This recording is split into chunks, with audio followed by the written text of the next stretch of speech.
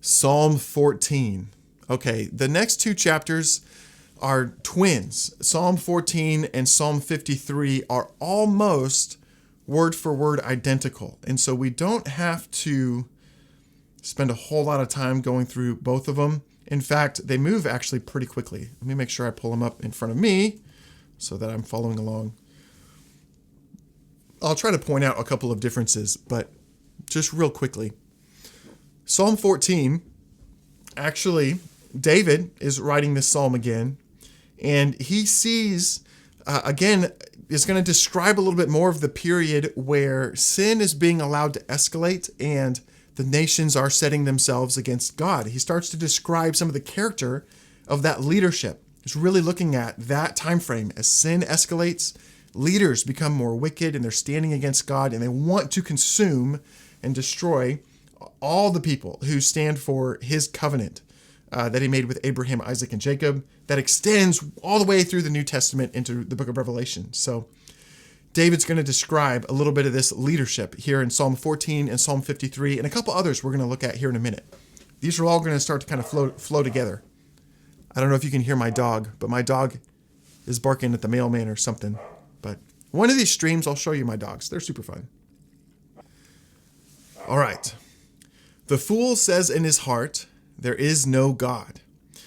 Now that little phrase I just want to mention at the very top, at the very first verse of Psalm 14 and Psalm 53, the fool says in his heart there is no God, does not only refer to intellectual atheism or theoretical atheism that truly believes there's no God. Really, the Hebrew in this original text would be better translated as God does not care, or God is distant, or God is irrelevant. It's not that he doesn't exist, it's just that he doesn't matter. He's inconsequential. So the fool says in his heart, God does not care. So they become corrupt. They use that perceived apathy. They believe God is apathetic toward them and their lives and their decisions to justify this escalating corruption. He says they are corrupt. They do abominable deeds, and there's no one who does good. Now, another way that there's no one who does good is often translated as they do absolutely no good. There is no good. Not that there's no one who does good, but what they do has no goodness, if that makes sense. Some of these, again, we're going to have to look at some of the translations of some of these because they can have multiple meanings, and maybe they do actually not just mean one or another, but both. But in verse 2, God watches from heaven as humanity drifts further into sin and rebellion. And this rebellion is not limited to unbelievers who might, we would just imagine, the atheists, but these may also be people who at one time felt they had a relationship or connection to God or to his covenant, whose hearts and faith grow cold and they perceive God as apathetic. And so they're drifting away from a faith that they once had. The Lord looks down from heaven on the children of man to see if there are any who understand, who seek after God. Now, this is telling. We need to actually pay attention to what God is looking for. David tells us the type of thing God is looking for is a people who understand and who seek after him. Now, this understanding refers to recognizing God's definitions of excellence, truth, righteousness, and justice. Excellence and truth and justice are all going to be redefined by this widespread corruption as God is as good is exchanged for evil, which we'll talk about more in future prophecies. But understanding also refers to recognizing the historical moment in the grand scheme of God's redemptive plan, to comprehend the plan as it is unfolding in real time. Literally saying, does anybody among the children of men have prophetic understanding into what's unfolding right now in their generation? Do you understand? Do you perceive the season that you're living in?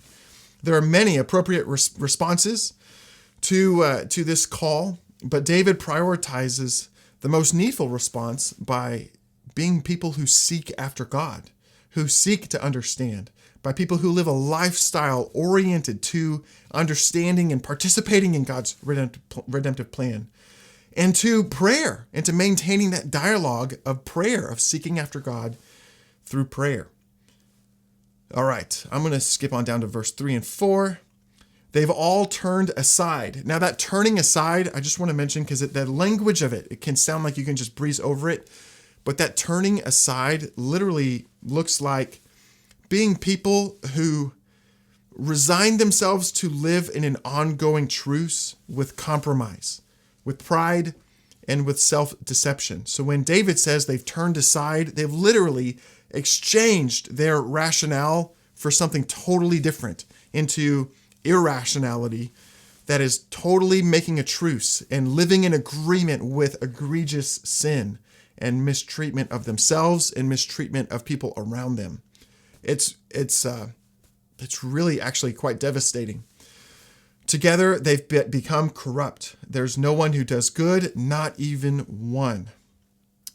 Again, another translation for that is that they're evil even to the core, that there's no goodness in them. Well, it just gives you chills. But again, we just looked at this in Psalm 2 and what happens, and even the futility of this corruption.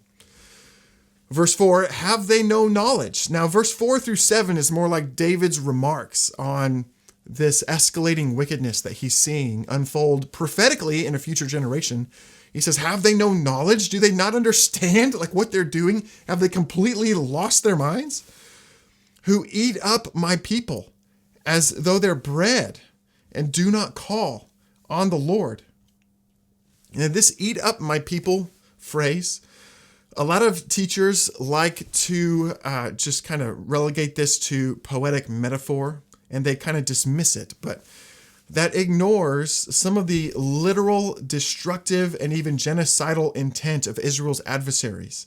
In Psalm 2, they literally, and Moses clarifies this repeatedly in Leviticus 26 and Deuteronomy 28. The adversaries against Israel want to destroy Israel, land and people. Like, they want to exterminate them. It's brutal, the hatred that they have for God's covenant.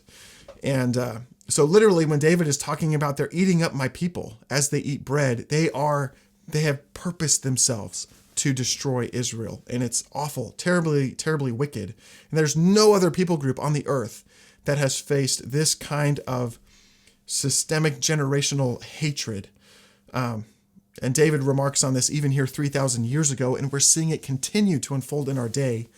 And I tell you, based on what the Bible says, it gets even far worse before it gets better. But we've read Psalm 45. We know it does get better. Deuteronomy 32 as well, if you want to get the end of the story. Anyway, look at what David says. He gives the end of the story himself in just a couple of phrases. He says they're in great terror. He's looking at those who have set themselves against God. They've become all this corrupt, and now suddenly they're in great terror. For God is with the generation. Oh, wait, I need to scroll down. There you go, so you can see it. Suddenly, they're in great terror. For God is with the generation of the righteous. God breaks in, and he begins to deliver his people. As they're just trying to survive this genocidal destruction. And then he says, you who would shame the plans of the poor, but the Lord is his refuge. Let me look at my notes real quick to make sure I'm not skipping anything. Really, those who would shame the plans of the poor, it's the inevitable hope of those who take refuge in God is similar to those who are in verse 2. It's those who would shame the plans of the poor, who are trying to oppress the vulnerable.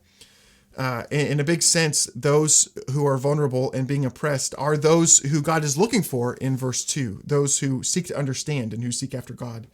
And then David concludes with this prayer for deliverance. He just breaks out in prayer.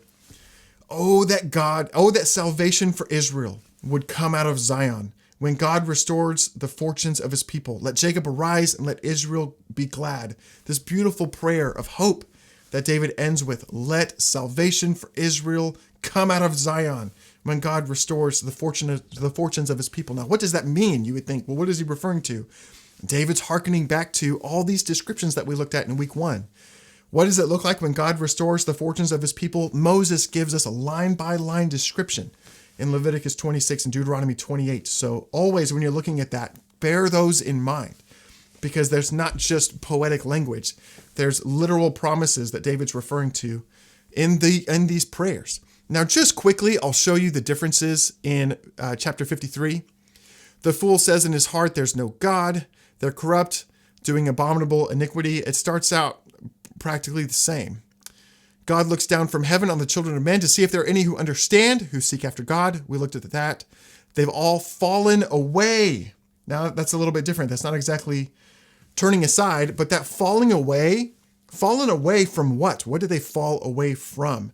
This context in Isaiah, Psalm 53, is referring to an element of disloyalty or betrayal, which could be associated with God, but is probably more associated with Israel's allies are betraying Israel. They're falling away from their participation or alignment in the covenant. They're literally betraying and becoming disloyal to previous relationships and commitments that they've made.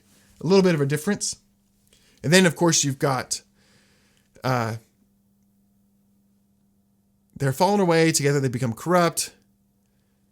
Have those who work evil have no knowledge. Eating up my people, same kind of thing. They are in great terror, where there's no terror. Now that phrase, my translation, I'm using the ESV, it says they are in great terror where there is no terror. I've checked a lot of commentaries, and a lot of Hebrew scholars will translate that as they're in terror unlike any other terror there's been before. Rather than saying where there's no terror, it's like unlike any other terror that has ever been, as has never been before. They are in terror like no other time in history is the terror that they're going to face. For God scatters the bones of him who encamps against you. Now that's a little bit different language.